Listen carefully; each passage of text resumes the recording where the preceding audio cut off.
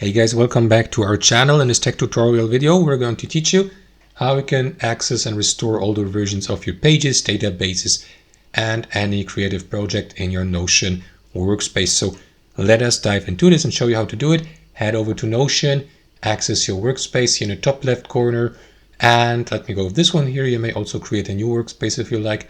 So let me go with this one. After that, pay attention to that list of theme spaces here. So select your theme space below. You may also expand a given theme space and that way gain access to the list of all creative projects within that theme space, like databases, galleries, pages, to-do lists, and so on and so forth.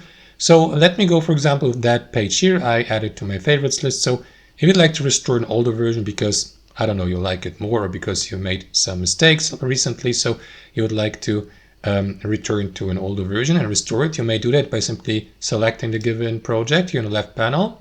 And after that, click into these three dots in the top right corner and click into version history here. And that is going to redirect you to your page's version history with the dates here to the right, the day, the time of the day. So simply click into the given version to view the given version.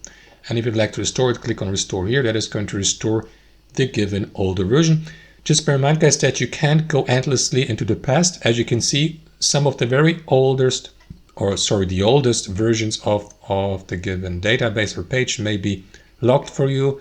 I don't know if that's related to having access to, premium membership here on Notion or not. But as you can see, I can't access nor restore any of these very old versions here. If I go back in time, even up to June 1st, I won't be able to restore any of these. I can't even view them. As you can see, the page history goes only up to 30 days in the past, unless, of course, you decide to upgrade your membership, so to access these older versions. So guys, that's how you restore older versions of your pages and databases on Notion.